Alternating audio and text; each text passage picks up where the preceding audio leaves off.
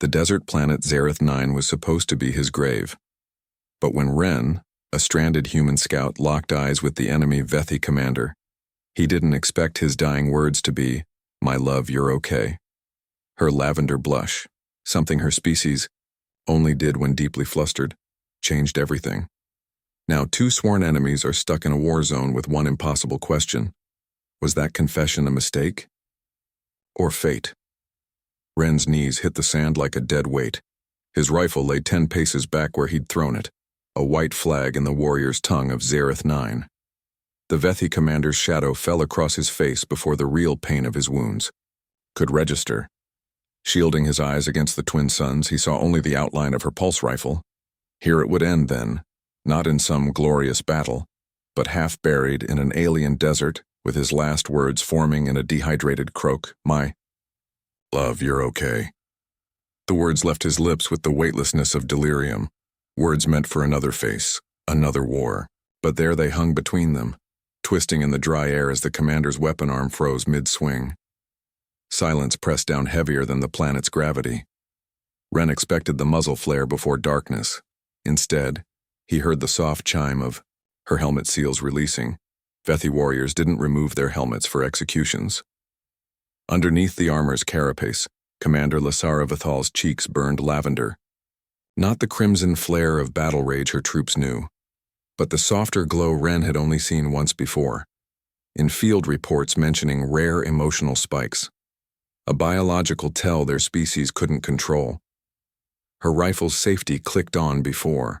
The sound registered in his addled brain. The weapon didn't lower, but neither did it fire. Between them stretched the impossible space where enemy no longer fit. "I was supposed to say that too." Ren trailed off, blood loss making the lie too heavy to lift. Lasara's free hand touched her own cheek as if the glow might scald. A decade of decorated service, hundreds of Terran kills, and here she stood undone by 3 words in broken enemy tongue. The desert wind carried the scent of ionized metal from yesterday's battle. Somewhere beyond the dunes, an emergency beacon, pinged at intervals too regular to ignore. Neither moved toward it. Vethi bioluminescence evolved for honesty, a safeguard against deception in their ancestral hive wars. Lavender pigments couldn't be faked, didn't accompany righteous kills. Ren's training files contained whole chapters on this weakness, yet the tactical manuals never mentioned how it might feel to watch your executioner blush. Lasara inhaled sharply through her nose filters. The sound pulled Ren's attention to her, other hand still clenched white-knuckled around the rifle grip. He knew that tremor, had seen it in rookie soldiers holding their first kill trophy, not veterans, never commanders. Your wounds require cauterization, not mercy, not absolution, a clinical observation in clipped Terran standard. Still, when she pulled him upright, her grip lingered half a second beyond necessity. Ren swayed on his feet, watching their shadows merge on the sand, 2 enemy silhouettes now sharing the same patch of shade. The emergency beacon's ping changed cadence, recognition of 2 life signs where there should only be 1. Lasara's head turned toward the sound. Their truce would last exactly as long as it took for high command to notice. Ren measured his next words against the slowing rhythm of her breathing. Which one of us just surrendered? The left corner of Lasara's mouth twitched. A smile or a grimace. In the lavender light, it could be either. The cave smelled of oxidized metal and something faintly floral. The Vethi equivalent of antiseptic, Ren guessed. Lasara had dragged him here after the beacons started pinging, their coordinates. Now she paced the narrow space between flickering light panels, her rifle propped against the wall just out of his reach. Ren waited for the questions to start. Intelligence extraction, threat assessment, standard interrogation procedure per the Terran Field Manual on Vethi Tactics, Chapter 4. He'd been trained to expect the sharp smell of neural probes, the cold weight of truth serum injectors. Instead, the commander pulled off her gloves and recited poetry. "'Tis better to have loved and lost," as she said in flawless Terran standard, "than never to have loved at all." The Tennyson quote landed like a punch to the ribs. Ren's exhale stirred the dust at his feet. He knew that verse. His sister had scrawled it inside her locker aboard the ISS Courageous before the Vethi torpedo vaporized Hangar Bay 3. Lasara's helmet display flickered to life above her gauntlet, projecting not tactical schematics or fleet movements, but lines of Terran, sonnes. A highlighted passage from Dawn pulsed softly. No man is an island entire of itself. Wren recognized the underlinings, the margin notes in rounded Vethi script. You studied these, he said. The projector light caught the sharp angles of Lasara's face. My people believe knowing an enemy's art is worth 1,000 intelligence reports. She tapped her temple. Human poetry lacks the mathematical precision of Vethar's harmonic verse, but the emotional payload, devastating. Wren flexed his bandaged hands. His training modules had described Dominion assimilation programs, captured Terran media, dissected.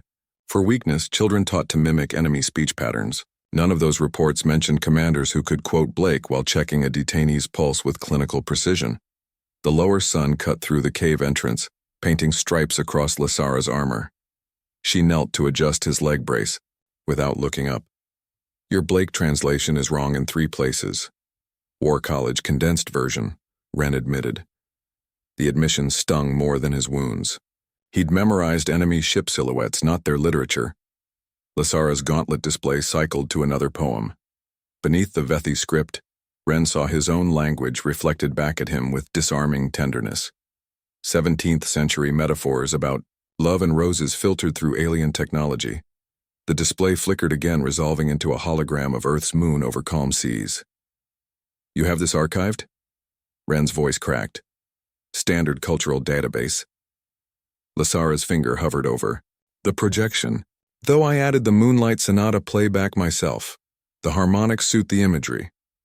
That stopped him. Dominion officers weren't supposed to curate playlists to accompany enemy poetry. Outside, the wind shifted. The cave's mineral deposits caught the fading light, casting wavering blue patterns across the walls. Lasara turned her face toward the entrance as the second sun dipped below the horizon. The glow caught the edges of her ear fins, a trait Terran propaganda posters always exaggerated to look savage. Right now, they just looked delicate. To see a world in a grain of sand, Wren began before he could stop himself. Lasara completed it without turning. And a heaven in a wildflower. Her voice softened on the last word in a way that didn't match any of the pronunciation guides in Wren's tactical databanks. He blinked dust from his eyes. Somewhere in the distance, the emergency beacon switched to standby mode. The sudden quiet made the space between them feel smaller. Lasara tapped her gauntlet, and the hologram shifted to a Blake illustration, a starry night over rolling hills. Not Earth, not Vethar. Some third place that existed only in the imagination of a dead poet and the space between 2 enemies reciting his words. Wren counted 12 different weapon hardpoints on her armor in the time it took for the projection to cycle through another stanza. He knew the yield of each, the optimal points of impact to disable them. The knowledge sat heavy in his throat as she spoke the next line. Your people only teach you to break what we've built, she said, more to the hologram than to him. Wren watched, the light play across her armored shoulders. Yours teach you to dissect what we feel. Lasara turned her palm upward. The projection resolved into 2 figures from an illuminated manuscript. A human and a Vethi-like creature standing beneath a tree heavy with strange fruit. A Dominion database shouldn't contain extrapolations like that. Someone had modified the files. The lower sun's last rays touched the cave floor between them. Wren found himself reciting the next verse before the hologram could display it. This time Lasara didn't join in. She simply watched the words form on his lips as if witnessing some rare celestial event. Her captain's insignia gleamed in the dying light. Wren suddenly understood why she'd removed it before dragging him into the cave. Protocol demanded she deliver a prisoner to high command. Poetry allowed for other possibilities. Wren noticed it 3 hours into their uneasy truce. The lavender flush across Lasara's cheekbones hadn't faded. If anything, it deepened when wind caught the loose strands of her hair. He knew enough about Vethi biology to understand this wasn't normal. Combat blushes faded fast. She caught him, staring while realigning the damaged conduit in her gauntlet. The glow intensified. "Stop that. Your face is still doing the—" Ren gestured vaguely at his own cheeks. Lasara's fingers paused over the wiring. For 6 heartbeats, the only sound was the desert wind pushing sand against the cave entrance. Then she exhaled through her nasal vents. A Vethi sigh. "You people waste words like ammunition." She snapped the gauntlet panel shut. "When I blush like this, it means I feel something I can't control." Ren leaned back against the cave wall. The cool stone bit through his torn uniform. Centuries ago, Earth's deep-sea anglerfish developed bioluminescent lures to communicate in darkness. He remembered reading how marine biologists considered it nature's honesty system. No predator could fake the Lasara wiped at her eye sockets with the heel of her palm. "Your humor is as undignified as your poetry. It grows on you," Ren said. "Like mold." Another unexpected laugh. This time, the lavender faded to something softer, a rosier hue his briefing files had no name for. She righted the medical kit between them with unnecessary force. "Your bandages need changing." Ren recognized the deflection. He let her peel, back the gauze with stiff fingers, both pretending not to notice how her glow brightened when their skin brushed. The new bandages came from a Vethi field kit. Their antiseptic smelled like crushed violet petals. Ren watched Lasara's brow ridges knit together in concentration as she secured the final clasp. Her fingertips left faint luminescent prints on the fabric, temporary marks that would fade by morning. Ren wondered if other things might last longer. The last of the sandstorm's debris clattered against the rocks outside. Neither of them reached for their weapons. The twin suns dipped below Zereth 9's horizon, pulling the temperature down with them. Ren's breath fogged in the sudden chill, his uniform no match for desert nights. Across the cave, Lasara activated her armor's thermal regulators. The soft hum filled the space between them along with the scent of ionized metal from her power core. She noticed his shivering first. Without speaking, she tossed him a thermal blanket from her kit. Standard Dominion issue, meant for wounded comrades. The material felt oddly light, folding itself around his shoulders like liquid silver. "Your planet orbits too far from its star," she said. A statement, not a question. "Earth's oceans regulate temperature better," Ren countered. He drew a rough circle in the sand between them with one finger, then bisected it with wavy lines. "Currents carry warmth across continents." Lasara studied his crude map. Her gauntlet projected a hologram that made Ren's simple sketch look childish. Spinning spheres of blue and green, atmospheric ribbons twisting like living things. "Vathar has no fixed land masses above sea level. Our cities ride the permanent storms." She rotated the image with a flick of her wrist, revealing floating spires clinging to the undersides of massive cloud banks. "The highborn districts drift where the winds take them." Ren wiped his palm across his drawing, erasing Earth's crude coastline. In its place, he dotted stars: Ursa Major, Orion, the Southern Cross, constellations he'd learned during night watches aboard the ISS Calypso. The rough grooves in the sand filled with shadows as the cave darkened. For a long moment, Lasara just stared at the patterns. Then her finger extended, its claw tip retracted, carving new shapes between his stars. The lines formed angular patterns Ren didn't recognize, sharp clusters mapping a sky no human eye had seen. "The navigator's blade," she said, tracing one particularly jagged grouping. "We orient by its leading edge." Their forearms nearly touched as they each reached to adjust their respective maps. Ren caught the faint scent of something like ozone and crushed mint from her wrist vents. Vethi pheromones, maybe. Terran xenobiologists still argued over their exact purpose. Lasara paused midline, her breathing cycle hitching. Ren didn't realize his hand had overlapped hers until the sand beneath their fingers warmed. They both pulled back too fast, disturbing the careful star maps. "You built on ground," she said after a beat. The hologram cycled back to Earth, zooming in on mountain ranges and river deltas. anchored to bedrock. Strange. Ren watched the projection shift again, showing Terran megalopolises with their roots dug deep into continental plates. You live in the sky. That seems natural. Lasara's inner eyelids blinked sideways, a Vethi gesture he'd only seen in archived combat footage before exhaustion set in. Fragile, he admitted. The hologram flickered. For a second, Ren saw his own reflection superimposed over floating Vethar, a human face ghosting through alien architecture. Then Lasara switched it off. We have stabilization fields older than your written language. Outside, Zareth 9's rings became visible as the upper atmosphere froze, pale bands stretching across the starfield. The cave's entrance framed them, like a proscenium arch. Lasara's armor joints creaked as she shifted to get a better view. Our sky poets say the rings of Vethar whisper the names of the first storm riders.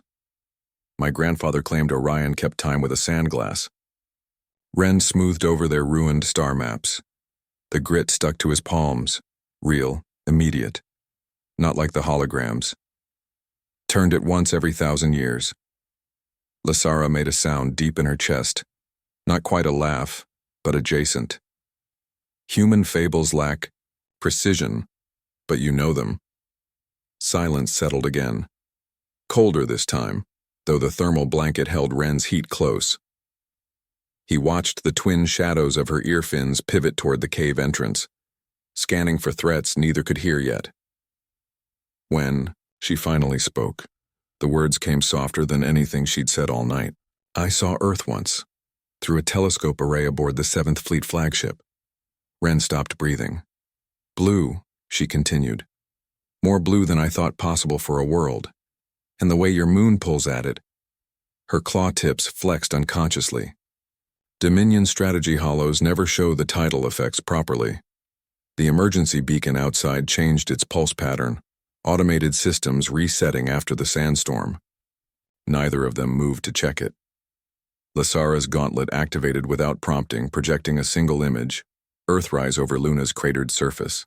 Not tactical schematics, not fleet deployment charts, just a planet hanging in the black, itsing. Oceans catching sunlight in ways no simulation quite captured. Ren touched the edge of the hologram where Pacific currents swirled.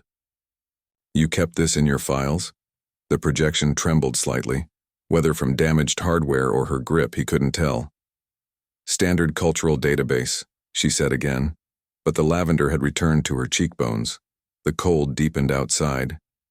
Inside the cave, their shared warmth left condensation patterns on the stone walls, terrestrial and atmospheric traces mingling in the dark. Ren dug his fingers into the sand beside their ruined star maps.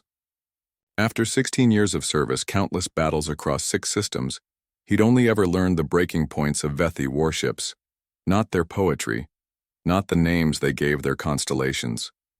Show me the navigator's blade again, he said. Lasara's. Claws extended, then retracted.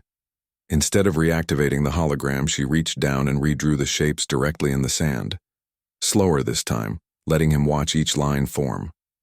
Ren added Earth's North Star beside her unfamiliar patterns. Their finger marks overlapped where the star maps met. This time neither pulled away. Far above them, through kilometers of stone and whispering sand, the stars turned on their axes, unseen, unmoved by 2 soldiers redrawing celestial patterns. Beneath a foreign sky. The emergency beacon's new pulse sequence counted down toward something, extraction or annihilation, but in the cave, time stretched thin between exchanged constellations. Lasara's armor hummed as its power cells cycled. The sound blended with the desert wind until Ren couldn't tell one from the other. The static hit first, a jagged burst of noise that made them both flinch. Lasara's comm unit sparked to life against her hip, its emergency channel overriding. All prior silence, Admiral Kareth's voice cut through the cave like a vibroblade. 7th Fleet Command to Vessel Vale's Remnant. Status report. Ren saw the instant her body locked. Every muscle in Lasara's back tightened under her armor plating, the motion smooth as a security bulkhead slamming shut. Commander. Fethal responding, she said. Crisp. Sharp. The voice of a Dominion officer trained since childhood to answer even holographic ghosts. The reply came garbled by distance and ion interference. Confirmed Terran heat signature in your vicinity. The Admiral's words dissolved into static before reforming. Orders are clear. Eliminate the scout.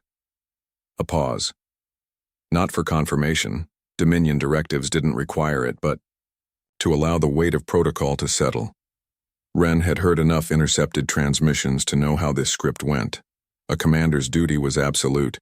Execution orders carried the same weight as tactical updates in Dominion doctrine. Lasara's gauntlet flickered. Wren watched a dozen readouts flash across her wrist display. Biometrics, location pings, mission timers all ticking down in precise Vethi numerals. Her finger hovered over the acknowledgement rune. A single press would satisfy High Command's requirements. 2 would summon an extraction team. The Admiral's voice returned, clearer now. Repeat. Terminate the Terran operative. That is a standing order from Command Triarch Valshan herself. Static laced the last word, stretching it unnaturally. In the dim blue light of the cave, Wren saw sweat bead along Lasara's brow ridges. That wasn't protocol. Naming a Triarch in the field meant political stakes, meant observers. Lasara's free hand moved toward her rifle. Wren didn't reach for the knife in his boot. He simply sat still, counting his own breaths as the comm unit speaker hissed. No one in Dominion history had ever refused a Triarch's order. Wren had studied the archival footage of what happened to those who hesitated, neural shattering, public broadcast across all channels. A lesson in absolute and obedience. Lasara's finger twitched. The moment stretched. Somewhere beyond the cave, an automated defense turret psych. The Admiral's voice cut off mid-transmission. Wren knew that particular silence. It wasn't the dead air of a comms failure or the hiss of an interrupted signal. This silence was deliberate, chosen. Lasara unclipped the transponder from her chest plate. The tiny device hit the cave floor with a clatter, its indicator lights dark. No more fleet tracking. No more updates to Central Command. Her pupils had contracted to slits, a Vethi stress response Wren had only seen in battlefield autopsies. The lavender flush crept up her neck again, but differently this time, darker along the edges where capillaries converged. "What did you just do?" Wren asked, throat dry. Lasara crushed the comm unit under her boot heel. The components sparked, once before dying. "Disabled my tracker." Wren had seen Dominion tech before. Their trackers didn't just relay position. They monitored vitals, reported emotional spikes, sent live footage back to oversight committees. Lasara's breathing hitched as she pulled off her rank insignia next. The crystalline pins made no sound as she dropped them down a fissure in the cave floor. Neither spoke. Wren didn't need the tactical briefings to understand what this meant. There were only 3 ways out of the 7th Fleet: retirement, death, or desertion. The first 2 came with honor. The third came with hunting parties. Lasara kicked sand over the wreckage of her comm unit. Without its constant status updates, she'd be marked rogue within the hour. Standard procedure dictated a full squadron. Sweep of her last known coordinates. Outside, the wind shifted. Wren smelled ozone, the precursor to another sandstorm. Or maybe the crackle of distant orbital cannons powering up. Lasara's fingers flexed. Wren pretended not to notice how they trembled. "We move in 5, she said.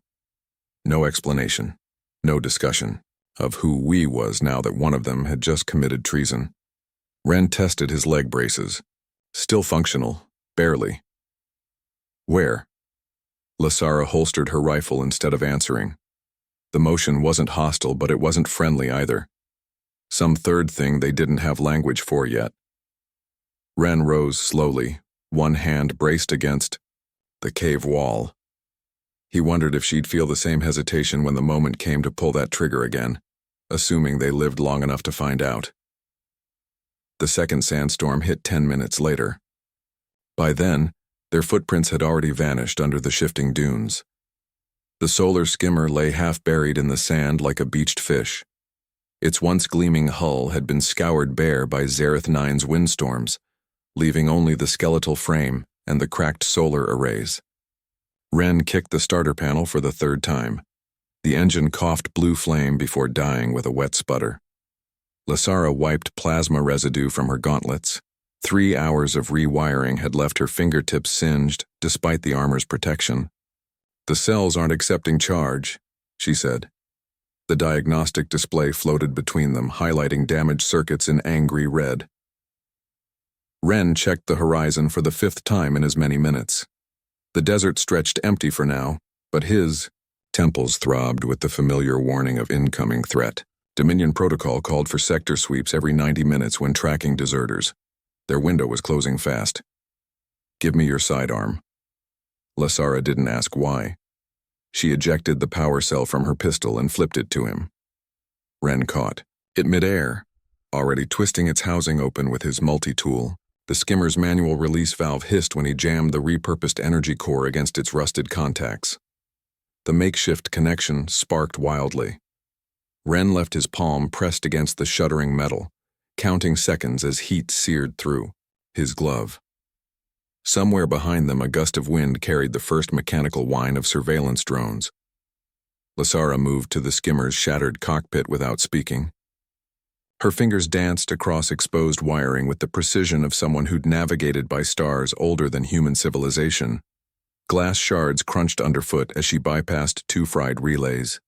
Navigation won't initialize without a hard reset. Then, reset it.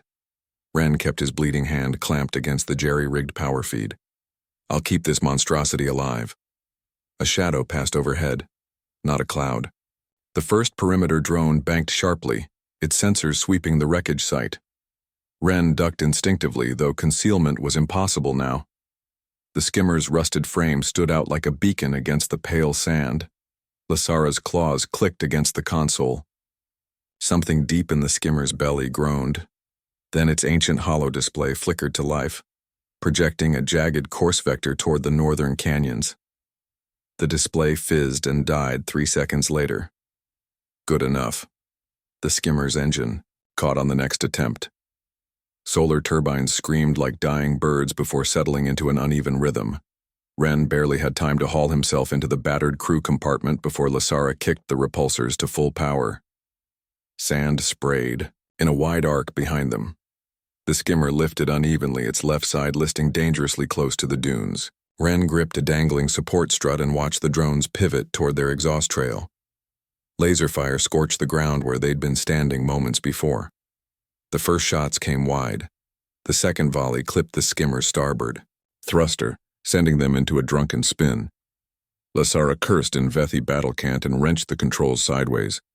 The skimmer shuddered but held course. Ren scrabbled for the emergency toolkit. His hands found the plasma torch immediately. 13 seconds later, he was leaning out over the skimmer's side, slicing through the damaged thruster housing before it could destabilize their entire flight pattern. The severed component tumbled away, glowing red-hot as it plunged into the sand below. "That was expensive," Lasara observed. "That was necessary. The Dominion builds redundancies. The Dominion builds worse skimmers than this." Ren secured, himself in the gunner's harness, originally meant for a weapon they didn't have. "This old girl's got Terran bones under all that rust," the skimmer protested with a fresh series of metallic creaks.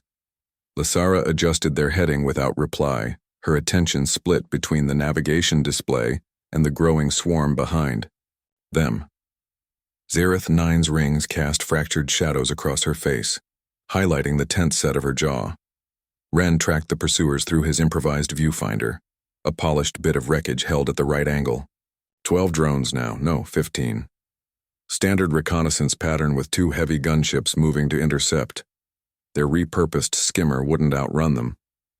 But outmaneuvering, "She's a beauty," Ren said when the skimmer banked sharply between 2 rock spires. "It's a wreck."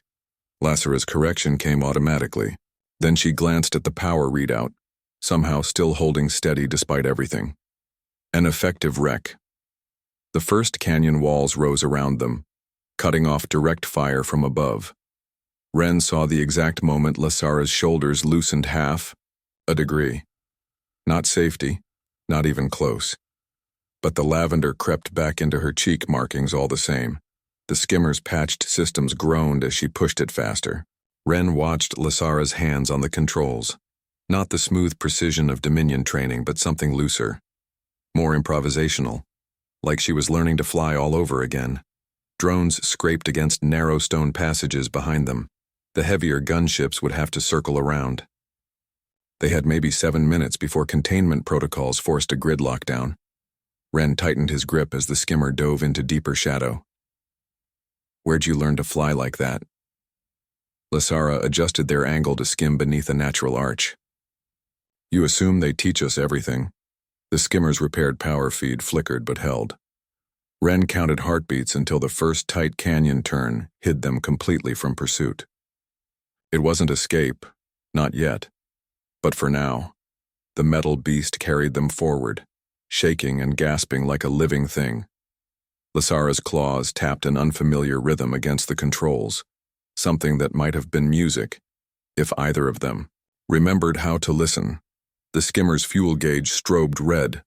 Orbital hub Theta loomed ahead, a ragged torus of salvage and stolen tech spinning lazily against the stars. Its docking bay yawned open like a trap neither could refuse. Lasara adjusted their approach vector with quick flicks of her wrist. Every corrected movement cost them precious power cells. Ren watched the stabilizers fight for balance as their stolen skimmer groaned through its final approach.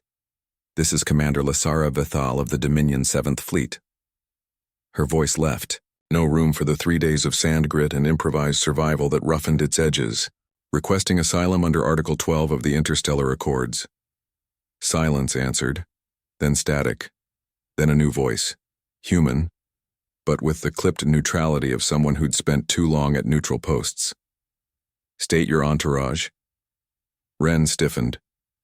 The console screens reflected Lasara's face tightening as her claws flexed against the controls. "One civilian consultant under my protection.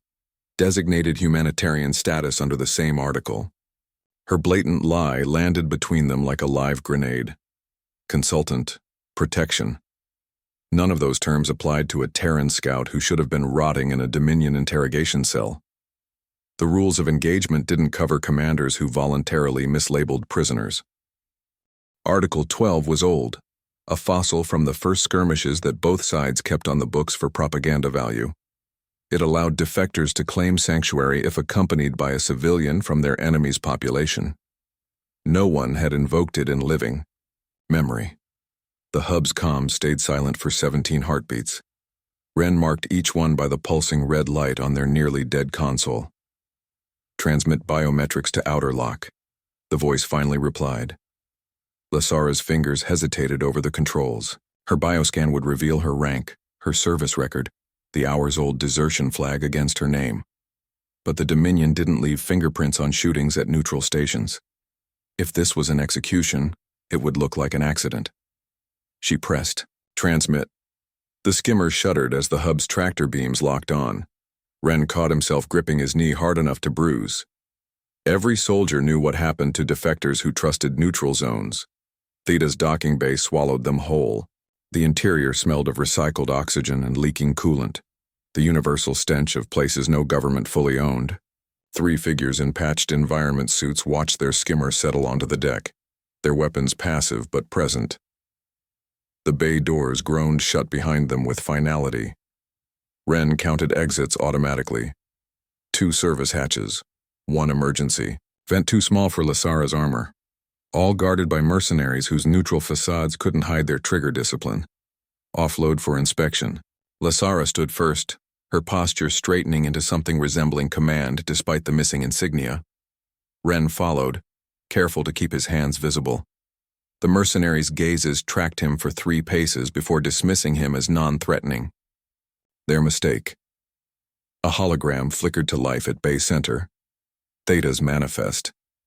Ren glimpsed their names appear briefly before being buried under layers of encryption. Temporary reprieve.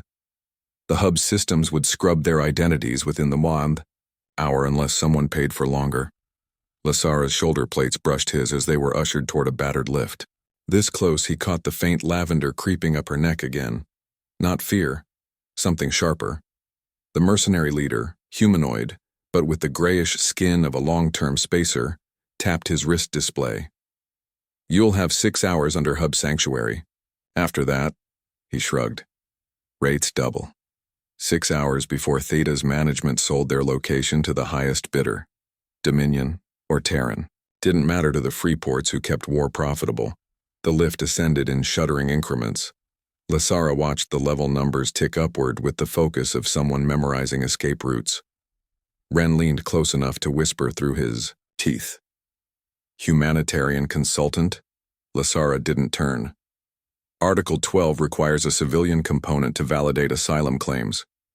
You could have said, prisoner. Her ear fins twitched, almost imperceptibly. Would you rather be locked in a cell right now? The lift stopped. The doors wheezed open on a dim corridor lined with makeshift sleeping pods. Neutral Territory's idea of hospitality.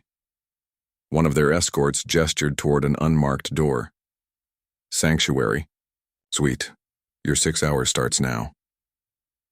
Ren let Lasara enter first. The door sealed behind them with a hiss that sounded too much like depressurization. The suite was a converted storage closet with 2 cots and a flickering light panel. Better than the desert. Worse than any interrogation room. Lasara's armor joints hissed as she knelt to inspect the vents. They'll be monitoring us. Ren sat heavily on the nearer cot. Every bone ached. Which they? That earned him a look. One he couldn't quite parse. Maybe regret. Maybe resignation. Maybe something like the way she'd looked at him in the cave, when he misquoted Blake. The ones who'll reach us first, she said softly. The light panel buzzed overhead. Somewhere beyond the thin walls, Theta's ancient life support rattled through another cycle. 6 hours stretched before them. Not enough. Time to plan. Too much time to doubt. Ren studied the ceiling where someone had scratched tallies in the metal. Not days. Not hours. Names, maybe. Or kill counts. Your people will pay more for you than mine will for me, he said finally. Lasara's claws retracted with a quiet click. Then you'd better be worth more than they think. Outside their makeshift sanctuary, footsteps passed at irregular intervals. None stopped. Not yet. The hub spun on, indifferent to its temporary guests. War would find them soon enough. For now they had a room, 2 cots, and the fragile armor of an old accord neither side truly honored. Lasara switched off the faulty light panel. Darkness swallowed them whole. The concourse smelled like burnt wiring and stale yeast cakes, the universal markers of a spaceport running on fumes. Ren scanned the crowd automatically, noting which merchants suddenly found their stock fascinating when the black-armored figures entered from Docking Bay 7. Dominion enforcers moved like a single organism through the press of bodies. Their helmets stayed sealed despite Theta's nominal atmosphere, a calculated intimidation tactic. Ren counted 6 before spotting the leader's modified pauldrons. Commander's insignia filed off but not fully erased. Lasara shifted beside him. Her own missing rank pins left dark patches on her torn uniform. Don't speak, she breathed. Her hand drifted toward where a sidearm should have hung. The hub's security drones pivoted away on suddenly urgent patrol vectors. Merchants activated privacy screens with shaking hands. Ren tasted copper where his teeth ground together. No weapons. No leverage. Just the clothes they'd slept in and 6 hours of borrowed time running out fast. The lead enforcer stopped 2 paces away. His squad fanned out in textbook containment formation. Commander Vithal. The voice crackled through helmet filters, stripped of inflection. You're relieved of duty. Lasara's spine straightened. Not deference. Challenge. I am not your prisoner. The overhead lights caught the ragged edges where she'd torn her own insignia away. I remain a commander of the 7th Fleet until formally stripped by tribunal. A beat. Then the enforcer's seals hissed open. Ren saw Lasara's pupils contract. Before the faceplate lifted, the man beneath had brow ridges more pronounced than hers, ear fins nicked with old combat scars. His nose slits flared as he inhaled Theta's recycled air, taking her scent like a predator. Jareth. Lasara's claws extended half an inch. Ren watched the calculus happen in real time. Jareth had been her second aboard Vale's remnant. He'd stood beside her during the Kessel atrocity hearings. Now his gauntlet displayed an active neural disruptor holofeed, all legal requirements for summary execution met with brutal efficiency. You cost me 3 promotions covering your breaches. Jareth's tongue flicked out to wet his inner eyelids. A Vethi stress response. Now you're a traitor. The word hung between them like a fired round. Ren moved before thought caught up. His fist connected with Jareth's jaw hard enough to crack the man's head sideways. Bones ground under his knuckles.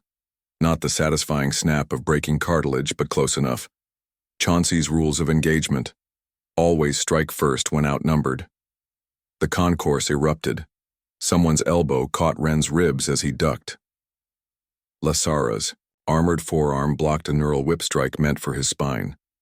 Jareth spat violet blood and lunged. Ren barely registered the stun baton against his kidney. Just white fire down his leg before the world tilted. His knees hit deck plating as 3 enforcers pinned him. Through the haze, he saw Lasara take 2 precise steps backward, hands raised in the old Vethi combat surrender pose.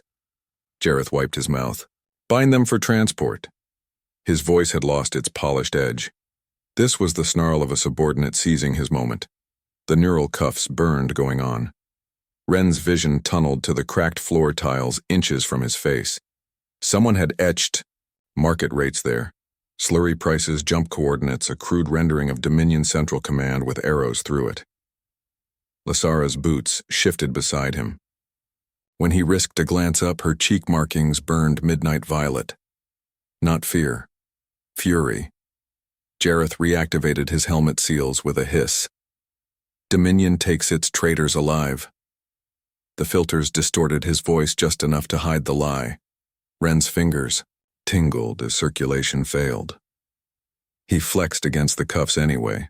No give, just searing feedback up his nerves. Worth it for the way Jareth flinched when their eyes met. The enforcers hauled them upright. Theta's residents pressed back against stall walls as the procession moved out. No one met Ren's gaze except a human child clutching a grease-stained doll, its face half Terran, half Vethi in clumsy stitching. Lasara walked like she still had rank. Head high, stride measured despite the disruptor pressed to her spine. Ren matched her pace through sheer spite until the docking bay doors swallowed them whole. The prison shuttle smelled of ozone and old fear. Ren's cuffs shocked him again when he tested them. Brighter pain this time. Across the aisle, Lasara sat perfectly still as Jareth finalized the execution manifest on his wrist display. Her lips moved soundlessly. Ren didn't need audio to recognize the cadence. Tennyson again. That same damn verse about love and loss. The engine cycled up with a whine that vibrated through Ren's teeth. Somewhere beneath them, Theta's docking clamps released with a metallic sigh. Jareth's helmet turned toward the viewport as the shuttle lifted. They'll make an example of you. Lasara's claws tapped once against her thigh restraints. A countdown. A warning. Ren felt his mouth curve despite the pain. Chauncey's second rule. Never let them see you regret it. The shuttle banked hard toward the waiting destroyer. Somewhere, in the riot of warning lights and securing straps, Lasara's foot brushed his. Not accidental. Not quite. Ren watched the stars smear past the viewport. No illusions left. Just the certainty that his first punch had been only the opening move. In a game they'd already changed, Jareth didn't understand yet. Traitors made terrible prisoners. But rebels knew how to wait. Captain Drell's smuggler ship coughed them onto New Aria's docking platform like indigestible scrap. The air here smelled of ionized mist and something almost sweet, ozone, mixed with hydroponic greenery. Neon signs flickered overhead in a dozen languages, none of them Dominion standard. Lasara stepped off the ramp first, her battered armor drawing immediate stares. Whispers slithered through the crowd in fragments. That's the one, and human with her. Before dissolving into hushed speculation. A pair of Vethi mechanics paused their engine repair to track her movement. One made a sign against ill fortune behind her back. Ren limped after her, noting the way station residents parted without being asked. Not respect, not yet. Just the careful distance afforded to live explosives. Captain Drell spat over the railing as his cargo winches whined shut. Safe harbor lasts as long as your story stays interesting.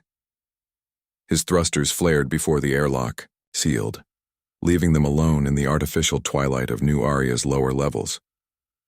The city pulsed around them, a ragged ecosystem of stolen tech and desperation built into the nebula's densest gas clouds. Wren's implant tried and failed to map the shifting pathways. Every surface here carried a faint static charge from the ion storms that cloaked the settlement from scanners. A child darted through the crowd, her bare feet slapping against the grated walkways. She couldn't have been more than 6, her mixed heritage evident in the slight webbing between her fingers and the Terran roundness of her face. In her hands, she clutched a flower, impossible this deep in space. Its petals, earth-red but veined with delicate Vethi crystalline filaments. The girl thrust the hybrid bloom toward Lasara without slowing. For the traitor lady, she chirped before vanishing into the throng. Lasara stared at the offering. The flower's stem pulsed faintly with bioluminescence where her claws brushed it. Wren watched her throat work, something caught between a snarl and a choke. "Don't say it," she muttered. Wren wiped engine grease from his cheek. "I wasn't going to." The walkways vibrated underfoot as a cargo lift ascended nearby. Around them, New Aria's residents moved with the jerky rhythm of people pretending not to stare. A Terran refugee adjusted her breather mask while pretending to inspect fruit at a stall. 2 Vethi dock workers held their tools too still. Everyone knew. Everyone had an opinion. Lasara's grip tightened around the flower. The crystalline filaments dimmed where her claws pierced them, then flared brighter in response. Their assigned quarters turned out to be a repurposed storage pod, suspended beneath the main habitation rings. The previous occupant had left behind a single faded image pinned to the wall, a pre-war cityscape showing Vethar's floating towers beside Terran skyscrapers. Impossible propaganda, shared history that never was. Wren tested the cot's thin mattress. "We're celebrities." Lasara placed the flower in a nutrient solution pouch from her field kit. Its glow intensified in the dimness. "We're targets. Night." Cycle klaxons sounded faintly through the pod's thin walls. Wren watched the nebula's colors shift outside their oval viewport, greens and violets bleeding together in slow motion. Stray particles pinged against the hull like distant shrapnel. Lasara removed her gauntlets one finger at a time. The motion was ritualistic, methodical. Without the armor's usual hum, the silence between them pressed closer. Wren found the light controls. The pod's sole illumination came from stained glass panes salvaged from some Terran chapel, their biblical scenes refracted into abstract shapes by damage and age. The colored patterns danced across Lasara's face as she studied the flower now rooted in battlefield ration packaging. "You could have handed me over," Wren said. "Back at Theta." Lasara's ear fins twitched. "You could have let them take me." Outside, New Aria's artificial auroras flickered to life, another defense mechanism bleeding into performance art. The resident Xerians had engineered them to scramble long-range scans. The drifting light ribbons served as both shield and spectacle, their chemical trails shimmering like sword strokes across glass. Lasara exhaled through her nose filters. "They expect something from us now." Wren stretched out on the cot, his bones aching in the station's slightly off gravity. "A show? A precedent." The flower's glow pulsed in the space between words. Wren watched the nebula's slow dance outside, counting the seconds between distant static discharges. Somewhere in the station's guts, a child's laughter echoed. Through maintenance shafts, completely out of place and perfectly at home. Lasara touched one of the stained glass shards. The blue fragment threw aquatic light across her knuckles. This came from a Terran worship house. Wren nodded without looking. St. Christopher's, maybe. The spacer's saint. She traced the glass edge. "We tore such places apart during the first expansion." The admission hung there, raw as an open circuit. Ren rolled onto his side to face her. My unit glassed 3 Vethi storm shrines on Xerxes 4. No forgiveness in the words. No absolution. Just another tile in the mosaic of mutual destruction that had brought them here. The auroras brightened outside, their reflection glazing Lysara's profile in fractured light. For the first time since Zareth 9, she looked less like a commander and more like someone who might not know what came next. Ren reached for the flower just as her claws retracted. Their fingers brushed in the nutrient solution, his calloused, hers still faintly luminous at the tips. Neither pulled away. Somewhere above them, New Aria's night cycle reached its peak. The stained glass threw overlapping saints and symbols. Across the walls, their edges blurred beyond recognition. The hybrid flower's glow deepened, casting its own light into the mosaic. Tomorrow would bring hunters. Tomorrow would bring demands. But tonight they had this, a stolen pocket of stillness beneath the nebula's ever-shifting light. Outside, the station's recycled air carried the scent of melting solder and something almost like rain. New Aria's alert klaxons warbled through. The bioluminescent mist, an alien sound filtered through Terran speakers. The Central Plaza's holographic billboard flickered once before resolving into the crisp image of Fleet Admiral Vithal. His armor gleamed with the ceremonial oil rub all Dominion commanders used before public executions. Lysara's claws unsheathed. Ren saw their tips puncture the ration bar wrapper she'd been holding. Around them, the plaza crowd stilled. Vethi refugees stopped mid-stride. Human scavengers froze with their stolen tech halfway into rucksacks. Even the ever-present hum of the station's air recyclers seemed to quiet as the broadcast began. Commander Lysara Vithal. Her father's voice boomed through the plaza's makeshift speakers. This system is surrounded. The tactical overlay appeared. 43 Dominion warships forming a net around the nebula. A map Ren had seen countless times in briefings. A map that never ended well for the encircled. The Admiral removed his helmet. Gasps rippled through the crowd. Dominion. Commanders never broke seal outside secure areas. Yet here he stood on every screen in New Aria, barefaced, his features eerily similar to Lysara's but hardened by 20 more years of war. His brow ridges bore the ritual scarring of the 7th Fleet's inner circle, each pale mark denoting a successful purge campaign. Come home, he said. No orders, no threats. Just 2 words that made Lysara's shoulders lock. Ren spotted it before she did, the faint lavender creeping along her father's inner eyelids. The same tell Lysara couldn't control when truly shaken. A Vethi physiological response so subtle most species missed it. Lysara's breath hitched. The ration bar scraps fluttered from her claws.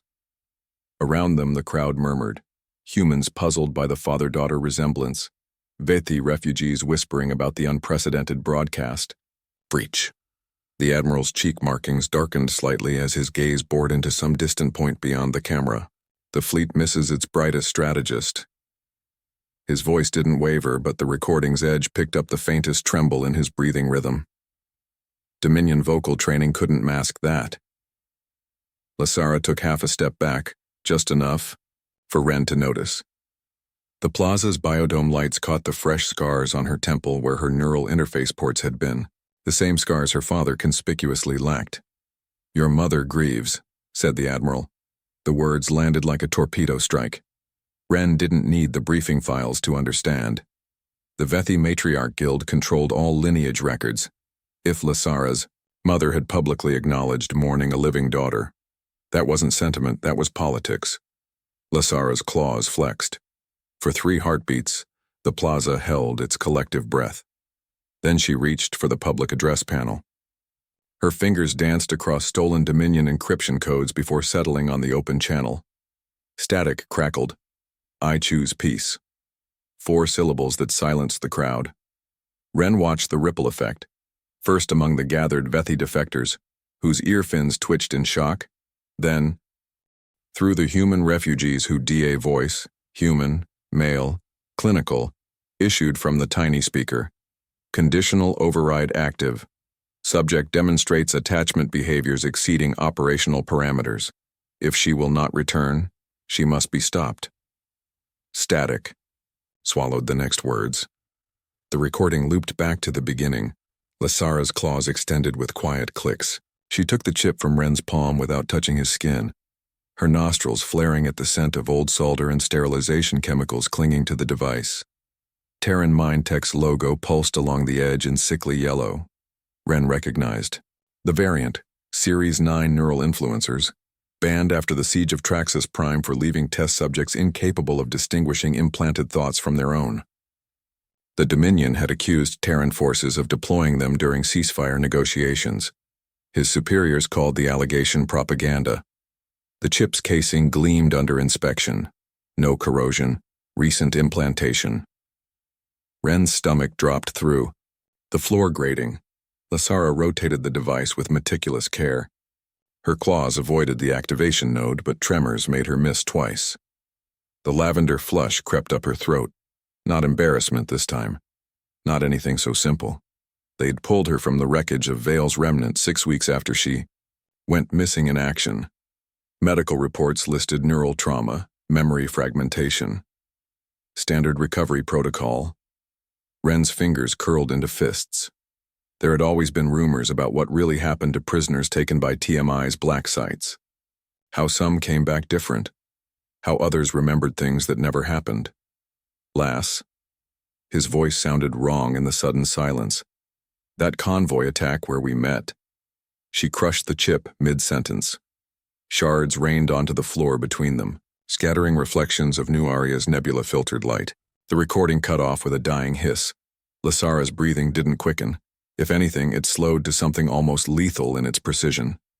Ren knew that stillness. The quiet before suicide bombers detonated, before scuttling charges, blue airlocks. Research papers flashed through his mind. Decades of ethical violations buried under classified stamps. TMI's neural conditioning trials. Post-operation surveys where subjects reported phantom emotions lingering like aftershocks. Case studies describing spouses who woke one day unable to recall why they'd ever loved their partners. Lasara's claws retracted. She stared at the fragments as if they might reassemble themselves and deliver worse news. They'd met when she spared his life over a misheard endearment. Fell toward each other in the quiet between battles. Made choices that defied every instinct of their respective nations. Had any of it been theirs? The station's gravity generators hummed beneath them. Somewhere beyond their makeshift quarters, New Aria's night cycle alarms warbled. 2 short bursts, 1 long. No immediate threat. Just life continuing around. Their personal earthquake. Ren reached for her wrist, stopped short when she flinched. "Does it matter?" he asked. Lasara's ocular membranes flickered. Rapid calculations with no clear solution. Her nostrils flared again, this time pulling in his scent alongside the ozone and burned circuitry. They'd spent months surviving on half-truths and tactical omissions. This was different. This struck at the roots. She exhaled through her nasal vents. The scent marker she released carried the particular musk of Vethi distress. Irrefutable proof that whatever else might be programmed, her body's fear response remained authentic. Ren nudged a shard with his boot. The Terran logo cracked in. "Huff, they couldn't make you look at me like that." Lasara's claws pricked her own palm. Bright violet welled around the points, pain to counteract worse pain. Around them the station creaked and settled. The omnipresent mist swirled against their window in lazy patterns. Reality continued outside the tiny storm they'd unleashed together. Lasara turned her hand over. Let the blood bead on her scaled skin.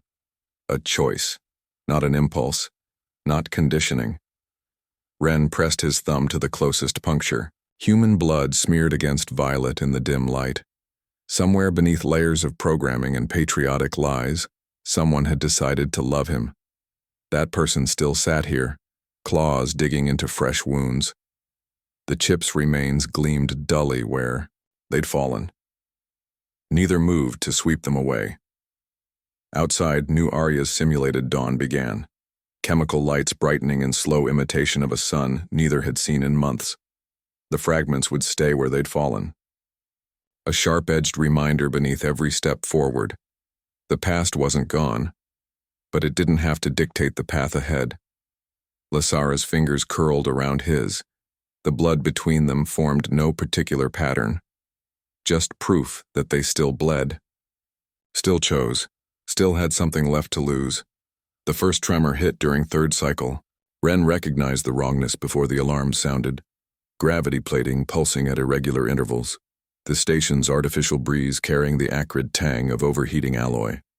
Lasara reacted 3 seconds faster. Her claws dug into the wall panel as new Arya shuddered, her pupils contracting to slits. "Reactor overload," she said. The words barely rose above the groaning metal before emergency strobes painted everything red. They ran toward danger. The core chamber's blast doors stood half open when they arrived, jammed by someone's deliberate sabotage. Inside, the primary containment field shimmered like thin ice over a plasma sun. 3 levels of reinforced shielding should have separated them from the critical mass. Now the floor itself vibrated with pent-up annihilation. Ren saw the dead Dominion saboteur first, his black-armored corpse still smoking where the feedback loop cooked him alive. No insignia, just the telltale neural suppressor collar of a deep-cover asset. Radiation warnings screamed through the chamber. Static made the readouts unreadable, just blinking crimson estimates of how many minutes until the chain reaction hit critical. New Arya's entire refugee population packed into a fragile biodome with nowhere to run. Lasara took the western terminal without discussion, her claws flying across the cracked interface. Circuits sparked under her touch as she jury-rigged bypasses. The containment field fluctuated, contracting like a failing heart. Ren went for the manual override. 16 inches of lead shielding protected the core stabilizer, now glowing cherry red from uncontained reactions. His gloves smoked the second he touched the release lever. "You'll need 5 uninterrupted minutes," Lasara shouted over the klaxons. Her terminal displayed the grim math, containment versus critical mass, the entire city's fate resting on analog safeties built for worse days.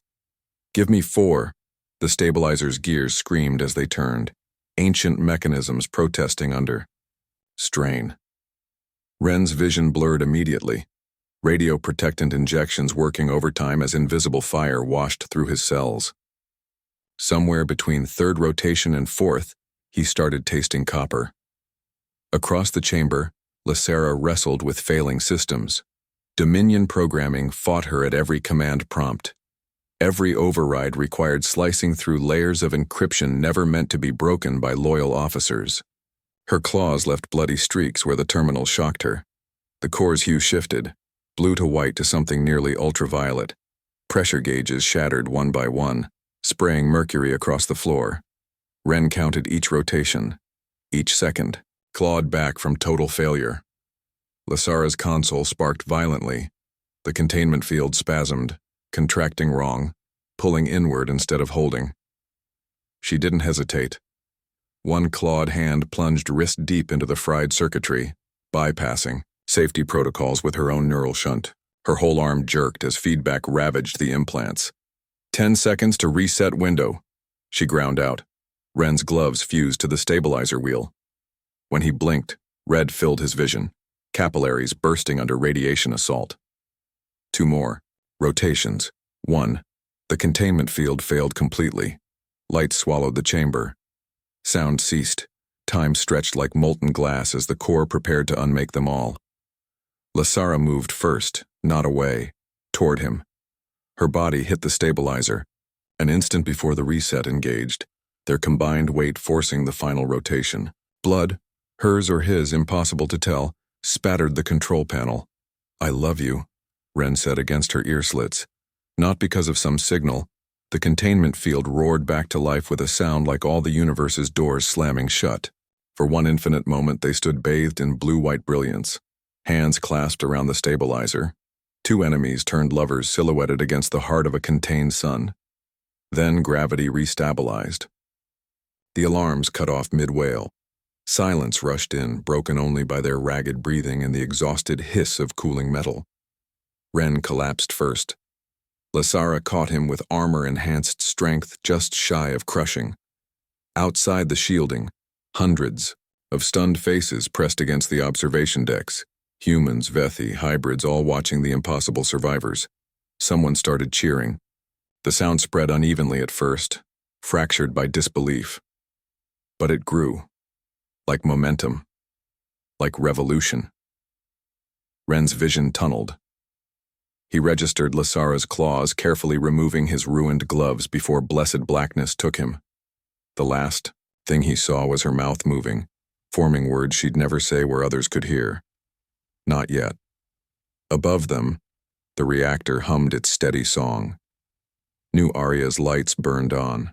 The stained glass windows in the biodome refracted the chambers, glow into fractured rainbows across celebrating crowds. They wouldn't need to whisper anymore. The story raced ahead of them, told and retold before either could stand unaided. How the traitor and the SC-1 figure dominated the gathering, a pale human woman whose tailored suit cost more than a destroyer's engine core. Hagen Minek, CEO of Terran Military Industries. The same woman who'd approved Lasara's neural programming. Her recorded voice filled the room. Another 5 years of managed conflict should solidify market penetration. A Vethi male in civilian robes inclined his head. Assuming the lower castes don't rebel, Minek sipped something amber. That's what the behavioral chips are for. The recording ended there. Silence pooled around them, thick with implications. Ren counted 12 separate ways this intel could ignite both empires. But only one method would ensure it couldn't be buried again. Lasara activated New Aria's broadcast array with a claw. Not the hacked emergency channels this time. The full power of the station's transmitters, boosted through the nebula's unique ionization properties. Every ship, every colony, both homeworlds would receive this. Live. She looked at Ren. No words. Just a nod. The cameras activated. 2 former enemies stood side by side in the shattered remains of a war neither had chosen. Behind them, the Obsidian. Circle's crimes scrolled endlessly. Their love story, the only proof the archive wasn't fabricated. Ren spoke first. Just 3 words that bypassed all military censors and went straight to the people actually dying out there. We've been played. Lasara's hand found his. The broadcast showed their interlaced fingers, human and Vethi, former scout and disgraced commander, overlaid with the Circle's damning records. Viewership metrics spiked immediately, first in the fringe colonies, then military ships, finally, the core worlds. The feed couldn't be killed fast enough. By dawn, riots bloomed on 3 continents. 2 Terran battalions refused deployment orders. A Dominion matriarch caste called for immediate audits. And in a quiet corner of New Aria's docking bay, a half-Vethi child painted the obsidian circle on a wall, then slashed through it with a single stroke of crimson. The revolution wouldn't be orderly, wouldn't be clean. But for the first time in generations, it would be theirs. Ren watched the incoming reports scroll across their cracked terminal.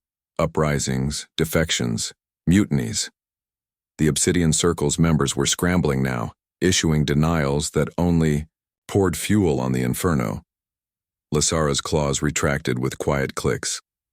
She reached for the comm panel and opened a channel to her father's private frequency. Not to gloat, to offer terms. The unmarked ship descended through New Aria's artificial auroras without triggering a single proximity alert.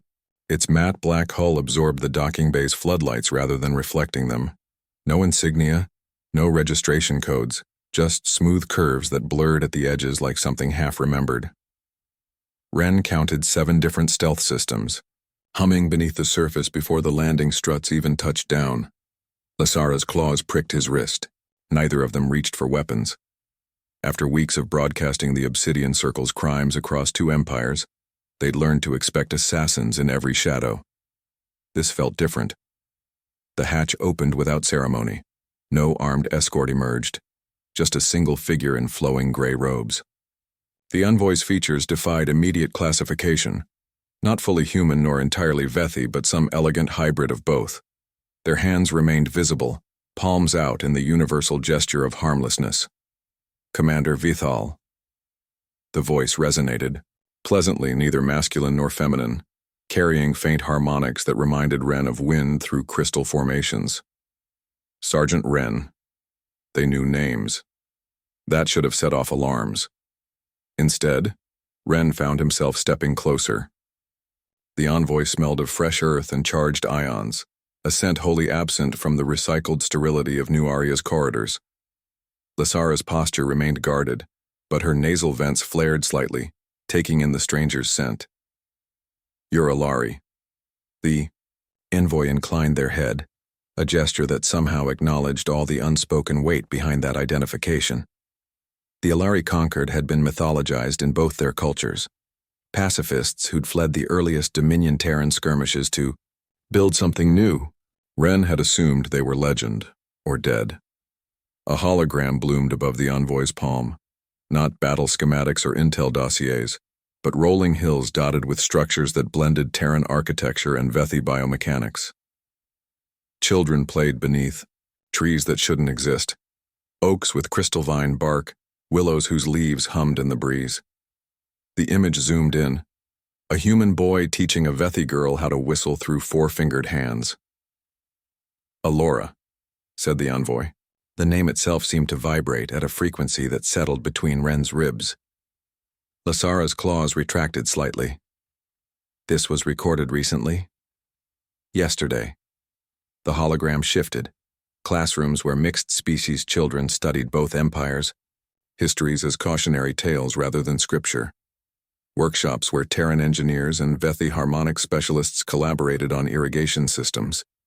"We've maintained our independence for 73 standard years." The implication hung between them, brighter than the hologram, proof that coexistence wasn't theoretical, not if you were willing to leave old flags behind. Ren traced the edges of the projection. The trees in particular held his attention. Their hybrid biology thriving where all diplomatic missions had failed. "How?" The envoy folded their hands. The hologram zipped across light years to focus on a seedling, oak and crystal vine grafted at the cellular level. "Proper grafting requires fresh wounds from both plants." Their golden eyes flicked between the former enemies. "You understand this better than most." Silence expanded. The docking bay's damaged lighting flickered overhead, casting uneven shadows across the envoy's face.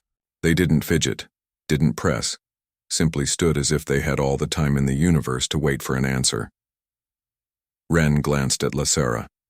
She hadn't moved, but her cheek markings had shifted to that particular lavender hue he'd learned meant difficult calculations were underway. Her military career, her entire existence had been built around the impossibility of what the hologram displayed. Yet, there it was. The envoy extended their hand again, not to shake, not to take, simply an offering. "We don't recruit soldiers anymore." Their fingers opened to reveal a living sapling no larger than Ren's thumb, its roots carefully wrapped in moisture-rich gel. The top leaves were unmistakably Terran oak.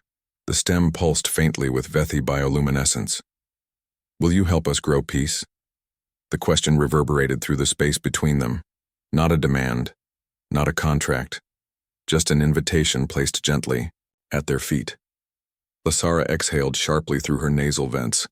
Ren recognized the scent she released, Vethi pheromones indicating profound uncertainty. Her gaze flicked to the scorch marks still scarring the docking bay walls from Dominion retaliation strikes, then to the refugee families peering at them from makeshift shelters, finally to Ren's face. No words passed between them. None were needed. The envoy's projected garden still hung in the air, more compelling than any fleet manifest or weapon schematic either had ever seen. Lasara touched the sapling first. Ren's hand covered hers a heartbeat later, their fingers brushing against the Alari's palm, rough human skin over scaled Vethi knuckles. The envoy didn't smile, didn't cheer, simply nodded once and turned toward their waiting ship. "Bring it with you when you come," they said over their shoulder, as casually as someone discussing weather patterns. The hatch sealed behind them. The ship lifted silently, leaving only the faint imprint of its landing struts in New Aria's battered deck plating. Ren uncurled his fingers from Lasara's. The sapling rested between their palms, roots already seeking connection. Rebellion had been necessary. Revolution had been just. Now someone had offered them a harder path, building instead of breaking. Ren studied the seedling's impossible biology. The roots felt warm against his scarred fingers. You think this will grow in nebula soil? Lasara's claws traced the graft line, that precise point where two species became one. The lavender in her cheek markings softened to something almost wistful. It already is. The forest hummed in low C sharp as Ren knelt in the loam, not on one knee, like Terran romance vids taught, but with both legs folded beneath him, Vethi courtship posture adapted for human biology. The soil of Allura cradled his weight, still warm from the setting suns. Lasara froze mid-stride, her foot suspending above a bioluminescent fern. The war had trained her to expect ambushes in quiet moments. But no Dominion sniper lurked behind. These singing oaks, no Terran assassination drone hovered in the violet-tinged air. Just Ren, hands cupped around a seedling barely 3 inches tall. I don't need a war to prove my love. He held out the tiny tree with fingers calloused from peace instead of rifle grips. The sapling pulsed gently between them. Its roots dripped nutrient gel onto Ren's scars while its leaves fluttered in conflicting rhythms. The broad oak blade swaying left, while the crystal vine tendril twisted right. Grafted not at the trunk, but woven together cell by cell in the Alari greenhouses. Lasara's earfins flared. The closest Terran equivalent would be a gasp, but softer, more inevitable. Night insects harmonized in the branches overhead, their vibrating wing casings amplifying the silence between words. Ren dug his thumbs into the soil. They say the roots learn each other's languages underground. He made a small hollow for the sapling.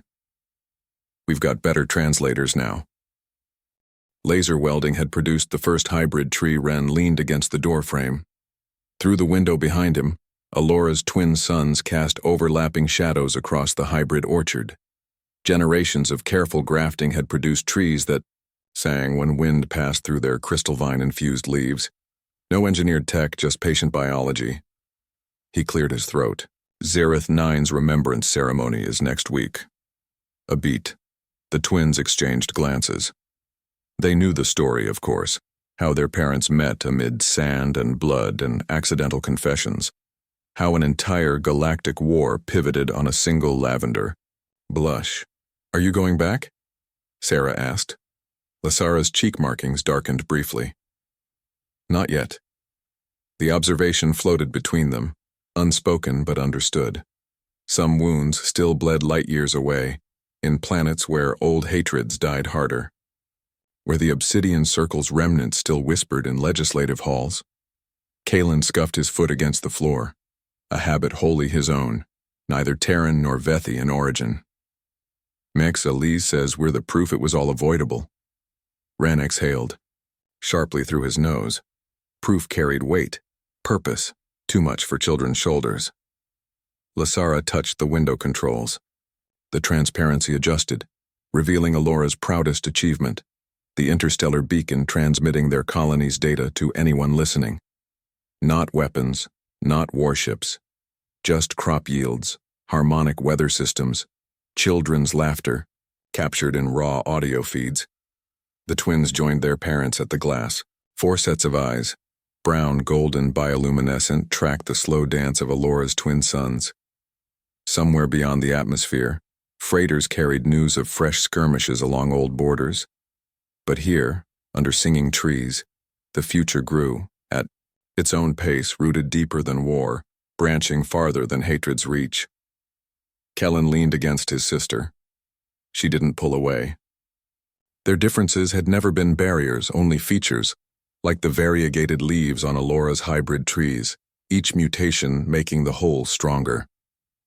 Tomorrow would bring more lessons, more questions, more echoes of conflicts not quite resolved, for, now, the stars turned overhead. The trees sang softly. 2 children who should never have existed breathed the same air. Peace in the shape of shared silence, revolution in the ordinary act of growing up unafraid. Lasara's claws extended just enough to brush Ren's calloused fingers. No grand statements, no promises, only presence. Only this. Outside, the first notes of evening wind stirred the orchard's leaves into chorus, harmonizing with Sarah's absent humming as she returned to her sister's unfinished braid. One strand of human hair, one lock of bioluminescent crystalline fibers interlaced without a seam. The desert confession that began with a dying whisper now echoes through orchards, where hybrid trees sing in two languages. What started as a slip of the tongue between enemies became the first verse of an anthem neither empire could silence. Battlefields still smolder at the galaxy's edges. Old hatreds still whisper in some corners.